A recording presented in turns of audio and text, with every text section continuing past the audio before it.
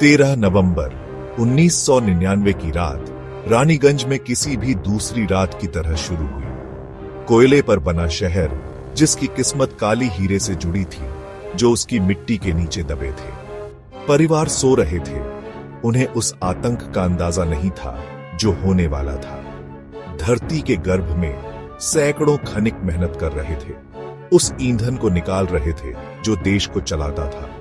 फिर बिना किसी चेतावनी के धरती कांप गई। रानीगंज कोलियरी की सुरंगों में एक बहरा कर देने वाली दहाड़ गूंज उठी। धूल ने हवा को घुटन से भर दिया। खदान पूरी तरह अंधेरे में डूब गई। विस्फोट से निकला पानी का एक विशाल स्तंभ शाफ्ट से होकर दहाड़ता हुआ निकला। खनिक दहशत में आ गए।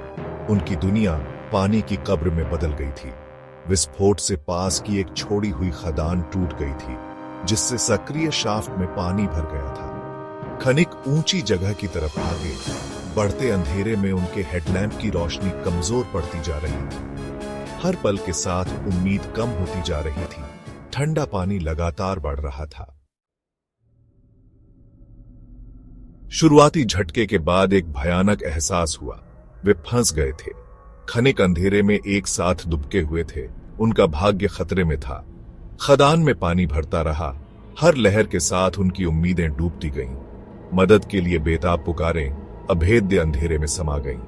खनिकों को पता था कि उनका एकमात्र सहारा इस उम्मीद में है कि ऊपर वालों को उनकी दुर्दशा का पता चल गया होगा।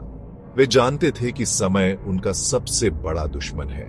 जैसे जैसे घंटे बीतते गए और एक कष्टदायक अनंत काल में बदलते गए, उनकी स्थिति और खराब होती गई। नमी और डर से भरी हवा में सांस लेना मुश्किल हो गया था। फिर भी बढ़ते हताशा के बीच आशा की एक किरण बाकी थी। खदान के चंगुल से चमत्कारी रूप से बच निकलने की कहानियां एक खनिक से दूसरे खनिक तक पहुंचती रहीं, जिससे उनका हौसला बना रहा। आपदा की खबर जंगल की आग की तरह खनन समुदाय में फैल गई। परिवार खदान के मुहाने पर इकट्ठा हो गए। उनके चेहरों पर चिंता और डर साफ दिख रहा था। खदान के शाफ्ट से आने वाली हर खांसी, मशीनरी की हर गड़गड़ाहट आशा और निराशा की लहर के साथ मिलती थी। बचाव दल बिना थके काम करते रहे। आपदा के पैमाने और लगातार आने वाले पानी ने उनके प्रयासों को बाधित किया। समय बहुत कीमती था। हर मिनट एक अनंत काल जैसा लग रहा था। तभी एक धीमा सिग्नल, मदद की एक बेताब गुहार का पता चला। 65 खनिक अभी भी जीवित थे। बाढ़ वाली खदान में फंसे हुए थे। बचे लोगों की खबर ने परिवारों और बचाव दल के दिलों में आशा की किरण जगा दी।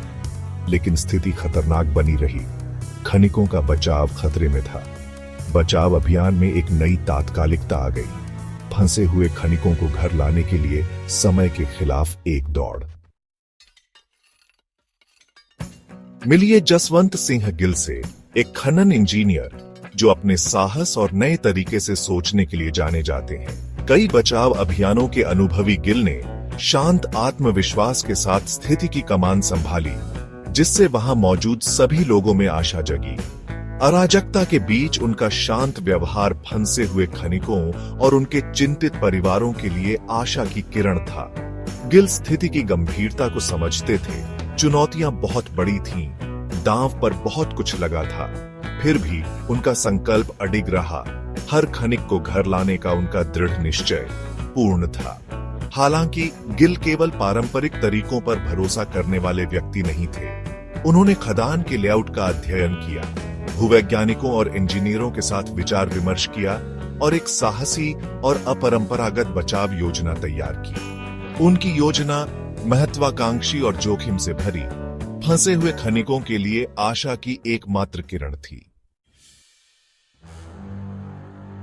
भाग 5, समय के खिलाफ एक दौड़। गिल की साहसिक योजना में बाढ़ वाली खदान में एक समानांतर शाफ्ट खोदना शामिल था, जो आपदा के केंद्र में जीवन रेखा थी। यह शाफ्ट इतना चौड़ा होगा कि एक विशेष रूप से डिजाइन किया गया स्टील कैप्सूल नीचे उतारा जा सके, जो फंसे हुए खनिकों को एक एक करके सतह पर लाने में सक्षम हो।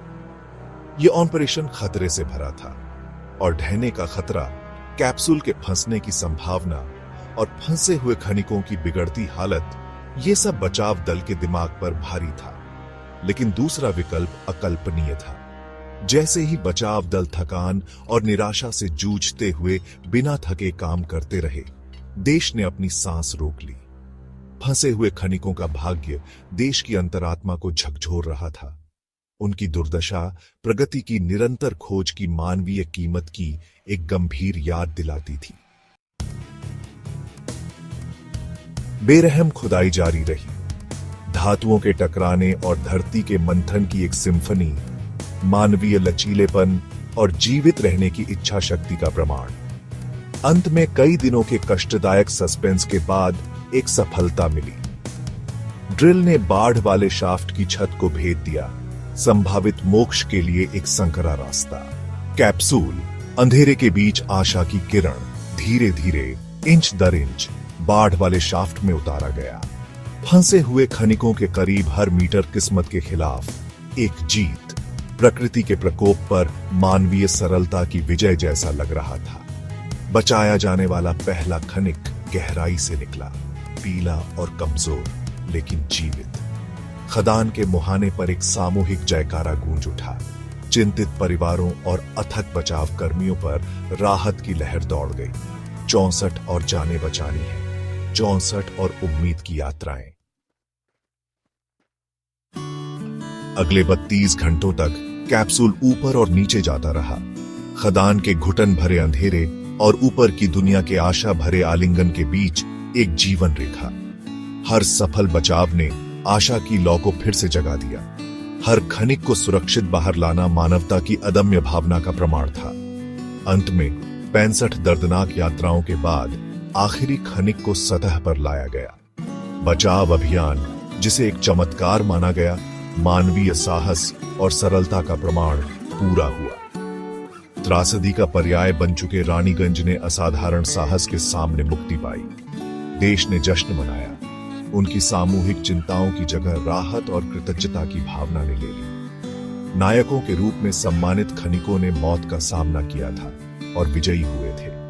उनकी परीक्षा जीवन की नाजुकता, आशा की शक्ति और मानव आत्मा की ताकत की एक गंभीर याद दिलाती है। खनन इतिहास के इतिहास में दर्ज रानीगंज कोलियरी आपदा हर बार जब वे धरती के गर्भ में उतरते हैं तो खनिकों द्वारा सामना किए जाने वाले जोखिमों की एक भयावह याद दिलाती है। यह उनके साहस, खतरे के सामने उनकी शांत गरिमा और उनके परिवारों और समुदायों के प्रति उनकी अटूट प्रतिबद्धता का प्रमाण है।